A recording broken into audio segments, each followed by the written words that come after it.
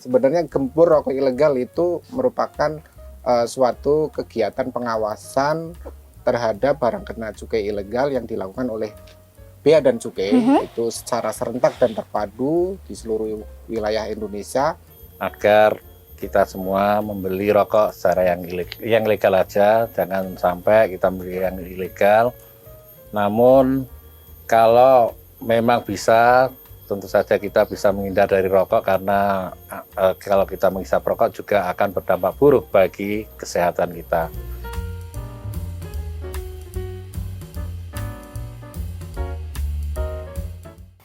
Halo Tribuners, Anda sedang menyaksikan Tribun Forum, kali ini bersama saya Elin Windiastuti. Nah, pada kesempatan kali ini kita sudah ada di Banjarnegara, udah kelihatan ini ada Dawet Banjarnegara yang terkenal itu.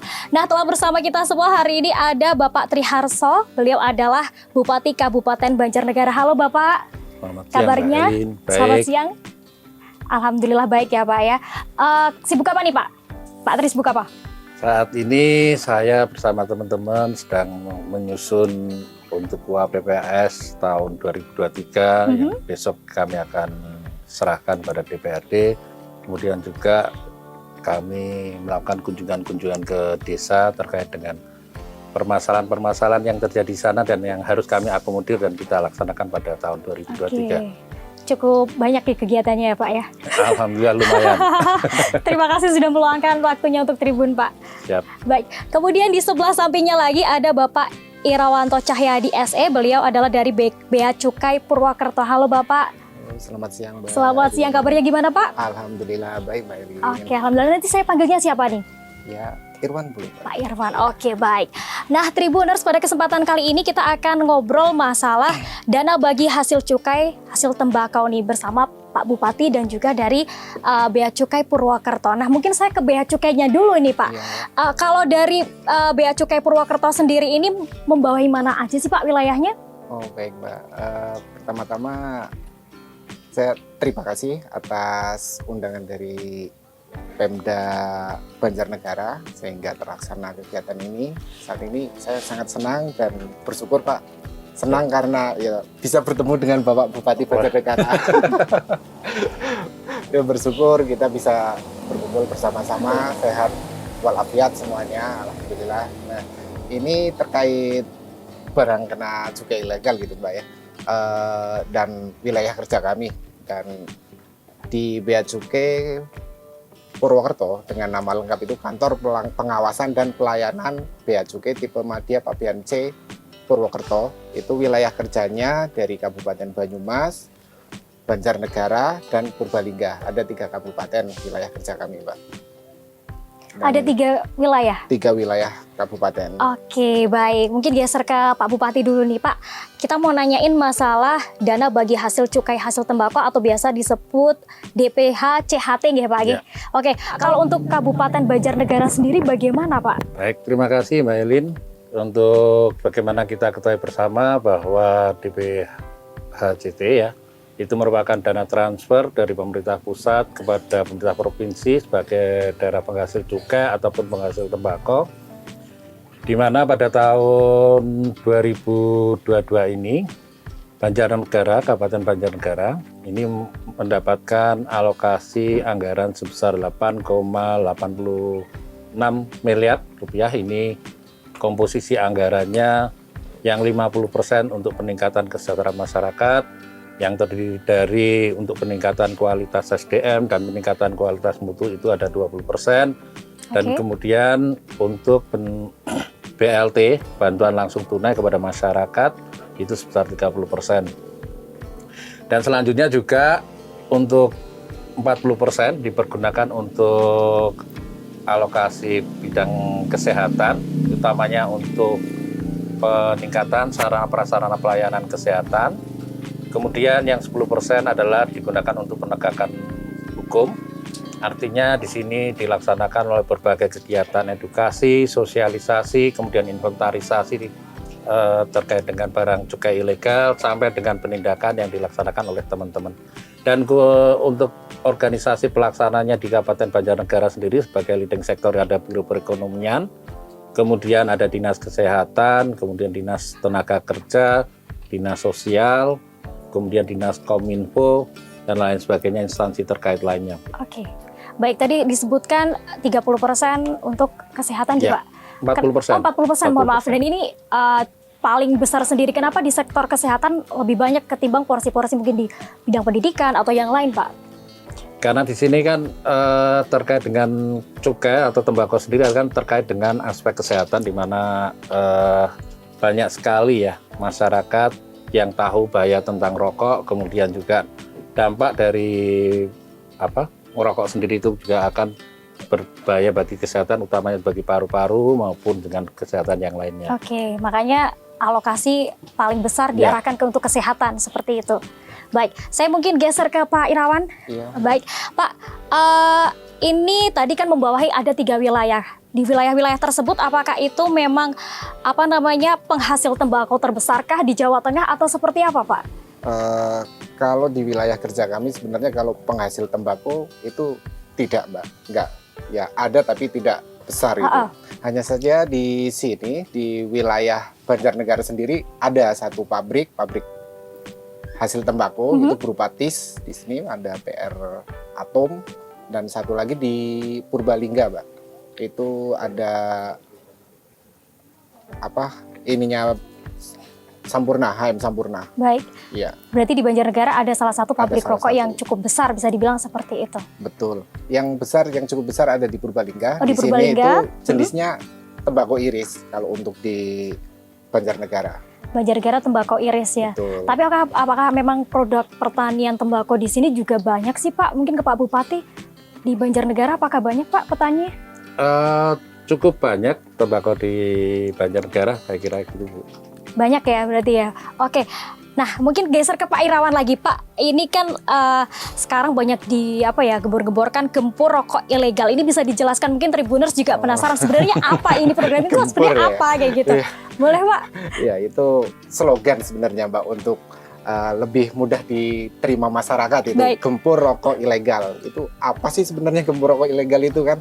Nah, sebenarnya gempur rokok ilegal itu merupakan suatu kegiatan pengawasan terhadap barang kena cukai ilegal yang dilakukan oleh Bea dan Cukai itu secara serentak dan terpadu di seluruh wilayah Indonesia, yang pengawasannya itu dari hulu sampai hilir, maksudnya dari produksi hingga sampai ke pemasaran. Jadi di situ pengawasan melibatkan seluruh pihak, Mbak, bukan hanya internal Bea Cukai, tapi juga kita bersinergi dengan APH lain. Salah satunya itu dengan Pemda. Biasanya kami kalau melakukan operasi, ada operasi bersama itu bersama Satpol PP. Nah terus selain itu juga tidak hanya dalam rangka penindakan ya, Mbak ya, juga termasuk dalam sosialisasi. Nah, seperti kegiatan kita saat ini itu juga salah satu dari langkah untuk melaksanakan gempur rokok ilegal. Dan keterkaitannya lagi ini, Mbak, itu dengan tadi DBHCHT. Nah, DBHCHT itu tadi ada 10% ya, Pak ya. 10% itu untuk penegakan hukum, di mana penegakan hukum itu kegiatannya ya sosialisasi dan juga acara langsung dalam penegakan hukumnya sendiri. Jadi operasi penindakan, operasi pasar yang bersama dengan Pemda dan Bea Cukai itu bersinergi, bersinergi operasi bersama di pasar. Baik. Kalau rokok ilegal sendiri itu sebenarnya jenisnya seperti apa sih, Mas? Yang bisa disebut, oh ini sebenarnya rokok ilegal kayak gitu tuh seperti apa sih? Ya, baik. Ini kadang kita ini, Mbak ya, kenalnya mungkin di masyarakat hanya rokok ya, Mbak ya. Tapi sebenarnya itu barang kena cukai itu kan sebenarnya bukan cuma rokok, Mbak. Nah, barang kena cukai itu ada 3 jenis saat ini untuk di Indonesia. Itu ada etil alkohol atau yang dikenal dengan etanol. Kemudian minuman mengandung etil alkohol, kalau di masyarakat bilangnya miras gitu kan, Mbak. Nah, yang ketiga itu hasil tembakau. Nah, rokok ini termasuk dalam kategori hasil tembakau karena hasil tembakau sendiri dibedakan lagi, ada beberapa, Mbak. Ada sigaret, ada lembak, ada cerutu, ada yang terbaru ini namanya rokok elektrik. Dan HPTL, hasil pengolahan tembakau lainnya. Itu, Mbak. Baik, terima kasih. Pindah ke Pak Tri nih, Pak. Kalau dari Pemkab Banjarnegara sendiri, Pak, penjabarannya gempur rokok ilegal ini seperti apa dan bagaimana, Pak? Ya, yang pertama tadi sebetulnya sudah dijelaskan oleh Pak Irwan ya. Yang pertama tentu saja kita melakukan inventarisasi dulu permasalahan-permasalahan yang ada, kemudian kita inventarisasi data juga yang terkait dengan barang cukai ilegal. Kemudian juga dilakukan sosialisasi. Sosialisasi ini juga melibatkan teman-teman dari tokoh masyarakat, kemudian tokoh-tokoh agama maupun kepada teman-teman dari Satlimas ya, di mana mereka juga nanti kalau sudah diberikan sosialisasi, edukasi terkait dengan ketentuan peraturan perundangan, mereka kalau melihat bahwa ada barang-barang cukai ilegal, utamanya rokok, ini juga bisa melaporkan, menyampaikan informasi kepada teman-teman dari Satpol PP dan Bea Cukai untuk bisa ditindaklanjuti. Kemudian setelah dilaksanakan sosialisasi tadi juga disampaikan, tadi dilaksanakan penindakan ya Mas, operasi atau istilahnya adalah operasi baik kepada toko-toko, utama toko kelontong, kemudian pengecer maupun kepada pasar-pasar ya. Dan harapannya ini semuanya bisa dilaksanakan dengan secara sinergis dan kolaborasi antara Pemda, kemudian juga Bea Cukai, kemudian juga aparat hukum, sehingga harapannya juga bisa meningkatkan penerimaan pendapatan dari negara sendiri. Oke, terima kasih. Kemudian tadi Mas sempat disenggol agak nyinggol nih penindakan rokok ilegal. Dari Bea Cukai sendiri sudah adakah penindakan, Pak? Baik. Dalam waktu dekat-dekat ini? Iya, kalau Baik. untuk penindakan dari di tahun 2022 ini kami sudah melaksanakan sebanyak 28 kali penindakan Mbak, itu untuk seluruh wilayah kerja kami.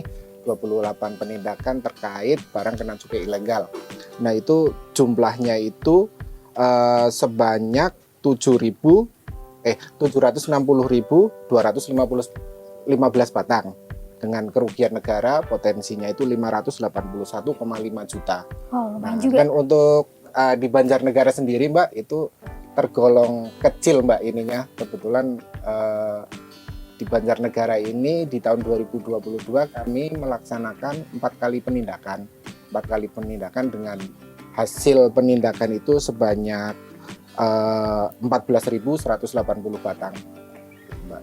Lumayan banyak juga. Iya, cuman kalau dibanding dengan daerah lain, Banjar Mas relatif. alhamdulillah relatif kecil ya. Oke. Berarti mungkin karena sosialisasi begitu di sini Baik. lebih banyak gitu, Mbak. Keberhasilan Pak Bupati dalam memimpin Betul. ini. Oh enggak lah, enggak. Tapi tentunya dengan kolaborasi dengan berbagai pihak juga ya Iya, Pak ya. betul. Makanya bisa angkanya tidak terlalu tinggi dibandingkan daerah-daerah lain. Baik, mungkin ini Pak, kalau masalah pita cukai ilegal, cara mengidentifikasinya seperti apa sih sebenarnya Pak? Oh iya, ini terkait rokok ilegal berarti ya Betul. Mbak ya, rokok ilegal. Sebenarnya rokok ilegal itu ada di kami itu ada beberapa modus ya Mbak ya, yang biasa terjadi dibilang rokok ilegal itu. Yang pertama itu rokok tanpa pita cukai.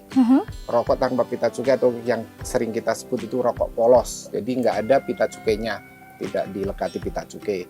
Yang kedua itu ada pita cukainya tapi palsu. Oke. Nah, yang ketiga Pak menggunakan pita cukai bekas. Jadi pita cukai yang sudah pernah digunakan dikletek, ditempelin lagi Mbak. Itu pakai pita cukai bekas. Terus yang keempat itu pita cukai yang berbeda. Maksudnya apa berbeda di sini? Itu berbeda peruntukan dan personalisasi. Beda peruntukan itu misalnya setiap pita cukai di situ akan tertera jumlah batangnya Mbak. Pita cukai ini untuk 12 batang. Misal rokok SKM. Nah, kadang ada yang nakal tuh. Isinya 20, ditempelin 12. Oh, kayak gitu Ada ya. juga yang nakal seperti itu. Nah, Baik. terus yang terakhir tadi yang personalisasi itu di pita cukai tersebut juga terdapat kode yang menunjukkan pita cukai ini punya pabrik siapa. Nah, itu kadang ada yang sebenarnya bukan punya pabrik itu dipakai gitu. Nah, itu yang terjadi. Ada Jadi, kecurangan-kecurangan. Nah, betul. Jadi rokok ilegal itu seperti itu, Mbak. Jadi, Baik, Pak Bupati, melihat Siap. tadi ada kecurangan-kecurangan seperti itu. Pencegahannya sendiri kalau di Banjarnegara seperti apa nih Pak? Wah, itu sulit sekali kalau pencegahannya itu. Tapi teman-teman juga tadi sudah sampaikan, utamanya kita ya pertama kali lakukan sosialisasi, kemudian kita seringkali melakukan operasi ya secara bersama, kemudian juga melakukan pembinaan kepada teman-teman yang terlibat, baik itu tokoh masyarakat, agama maupun Satlimas sendiri. Tadi kemarin kami juga melakukan sosialisasi kepada Satlimas, utamanya mereka kalau ada di lapangan menemukan sesuatu yang isu ataupun kejadian adanya rokok ilegal ini, ya segera aja melaporkan kepada kami untuk segera ditindaklanjuti oleh teman-teman. Oke, bentuk penindaklanjutannya sendiri dari Pemda Banjarnegara bagaimana Pak? Seperti apa? Sementara hanya penyitaan ya Mas ya, penyitaan tapi tidak dilakukan proses hukum ya. Kalau untuk ini yang terjadi sih ini Mbak, jadi temuan dari Linmas atau Satpol PP itu akan dilaporkan ke Bea Cukai untuk didalami lebih lanjut gitu Mbak. Oke, itu untuk menemukan misalkan ada yang memproduksi gitu, apakah ada razia atau seperti apa sih sebenarnya Pak kalau kayak gitu? Sebetulnya ada dua cara ya. Yang pertama, teman-teman itu bisa mengamati pengamatan sendiri ya. Dia melihat di kondisi di wilayahnya. Kemudian yang kedua juga dilaksanakan secara operasi. Kalau sudah ada informasi yang katakanlah kalau polisian itu A1, baik, maka teman-teman akan melaksanakan penindakan. Dan yang ketiga tentu saja pencegahannya ya melakukan sosialisasi kepada masyarakat, utamanya pada tokoh agama masyarakat maupun kepada generasi muda ya sebagai agen perubahan untuk melakukan ya mencegah secara dengan sendirinya. Oke, kalau dari Bea Cukai sendiri, kita sebagai masyarakat kita harus ngapain sih untuk menekan juga biar nggak banyak peredaran rokok ilegal gitu? Jadi kalau rokok ilegal itu sebenarnya ini kan hukum ekonomi sebenarnya Mbak. Betul. Jadi ada permintaan ya, ada barang gitu kan. Jadi himbauan kami kepada masyarakat khususnya masyarakat Banjarnegara ya jangan gunakan rokok ilegal karena ketika orang tidak mau membelinya tentu saja tidak ada yang mau memproduksi karena nggak ada yang mau beli Mbak. Nah, gitu Mbak. Berarti dimulai dari diri kita sendiri dulu nih untuk masyarakat. Dihimbau untuk tidak membeli rokok ilegal. Betul, seperti itu ya. Betul. Baik, tapi saya penasaran Pak Bupati, dampak buruk dari adanya peredaran rokok ilegal kalau di Banjarnegara seperti apa Pak? Apa dampak buruknya? Ada dua ya. Yang pertama dari segi aspek kesehatan. Kita lihat kalau rokok ilegal itu pasti tidak ada standar mutunya, kemudian tidak ya termasuk kandungan nikotinnya mungkin termasuk cukup tinggi ya, dan itu akan membahayakan bagi kesehatan bagi yang menghisap rokoknya itu sendiri. Kemudian yang kedua ya tadi penerimaan negara pasti akan berkurang. Kita sebagai wajib pajak ya kalau bisa kita belilah rokok yang legal, yang ada cukai, dan itu akan menguntungkan bagi negara sendiri. Oke, baik. Kemudian nih, mengenai dana bagi hasil cukai hasil tembakau atau biasa disebut DBH CHT ya Pak. Ini kalau dari Bea Cukai sendiri, alokasi penggunaannya untuk kesejahteraan masyarakat seperti apa nih Pak? Mungkin ini ya Mbak, dapat saya terangkan untuk DBH CHT sebenarnya itu pengelolaannya itu diatur oleh masing-masing Pemprov atau Pemda. Jadi di kami itu terkait pemanfaatan untuk penegakan hukum. Lebih ke situ. Betul, untuk penegakan hukum, semisal sosialisasi, terus operasi bersama. Nah itu di situ kami memang dilibatkan karena nanti ada pelaporan juga ke Bea Cukai terkait untuk kegiatan-kegiatan tersebut. Cuman untuk kesejahteraan masyarakat dan kesehatan mungkin untuk lebih jelasnya bisa lebih ke Pemkab nih. Kalau di Pemkab seperti apa Pak?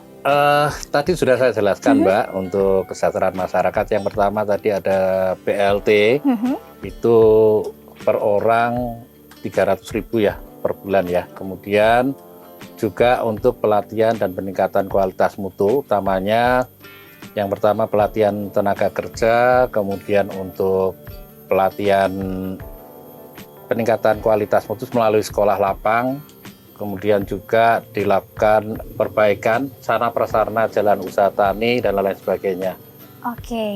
Banyak sektor yang ini ya, yang yang disenggol nih, yang diikut diopeni lah gitu ya kalau orang Jawa bilang. Ya. Baik, terakhir Pak, mungkin pesan yang bisa disampaikan ke Tribuners mengenai ini gempur rokok ilegal dari Pak Bupati dulu, bisa disampaikan Pak? Apa? Pesannya untuk masyarakat Banjarnegara, Oh, untuk iya. Tribuners juga yang nonton Pak. Kalau Tribuners Ya. Jawa Tengah berarti khusus warga Banjarnegara juga. Saya kepada warga Banjarnegara, kami menghimbau agar kita semua membeli rokok secara yang legal aja, jangan sampai kita membeli yang ilegal. Namun kalau memang bisa, tentu saja kita bisa menghindar dari rokok karena kalau kita menghisap rokok juga akan berdampak buruk bagi kesehatan kita.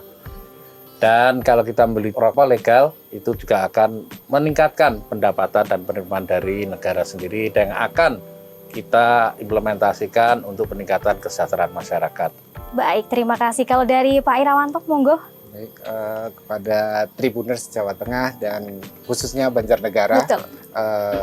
harapan kami Tribuners bisa menggunakan rokok yang legal. Karena rokok sebagaimana kita ketahui adalah barang yang dapat membahayakan kesehatan pemakaiannya. Jadi sudahlah membahayakan kesehatan, ya sebaiknya gunakan yang legal, karena yang legal aja sudah kita sepakat semua membahayakan kesehatan. Oke. Makanya gunakan yang legal, karena seperti yang tadi disampaikan Bapak Bupati, dengan membeli barang yang legal di situ ada cukai yang dibayarkan oleh si pembeli. Nah, di situ cukai tersebut sebenarnya nanti akan dikembalikan untuk mengurangi dampak dari akibat negatif yang diakibatkan oleh pemakaian rokok. Baik. Gitu. Dan satu lagi Pak, mungkin untuk Tribuners itu jika melihat atau mengetahui adanya peredaran rokok ilegal, silahkan untuk menghubungi bea cukai terdekat. Kalau di sini bea cukai Purwokerto, bisa langsung datang ke Kota Purwokerto di Jalan Ahmad Yani, atau bisa melalui kontak nomor telepon 081126247737, atau bisa Bravo ke Bravo Bea Cukai di 1.500.225. Nah, bisa juga ke kantor desa terdekat, khususnya untuk Banjarnegara, karena kami sudah dari Banjarnegara sudah membuat suatu program, Mbak. Itu tadi yang disampaikan Pak Bupati, itu sudah dilakukan sosialisasi pada anggota Linmas yang sudah berada di desa-desa. Itu sangat bagus sekali Pak Bupati. Jadi bisa melaporkan ke pihak kelurahan terdekat atau langsung ke Satpol PP yang nantinya akan ditindaklanjuti bersama dengan bea cukai. Oke, terima kasih. Jadi buat Tribuners mungkin kalau misalkan menemukan rokok ilegal nih di sekitarnya bisa dilaporkan ke bea cukai setempat, atau mungkin Tribuners yang ada di Banjarnegara bisa ke kelurahan atau ke desa gitu kan, Betul. karena sudah difasilitasi untuk melaporkan itu, nantinya akan disambungkan ke bea cukai langsung. Betul. Oke, baik. Terima kasih Pak Irawanto dan juga Pak Tri telah hadir di Tribun Betul. Forum kali ini. Sehat selalu, sukses selalu. Terima kasih Mbak banyak. Sira. Baik, dan Tribuners, itu tadi obrolan kita mengenai dana bagi hasil cukai hasil tembakau. Tadi obrolan kita bersama Bapak Triharso SH, beliau adalah Bupati Kabupaten Banjarnegara, dan juga Bapak Irawanto Cahyadi SE dari Bea Cukai Purwokerto. Terima kasih telah menyaksikan Tribun Forum kali ini. Saya Elin pamit undur diri, terima kasih dan sampai jumpa.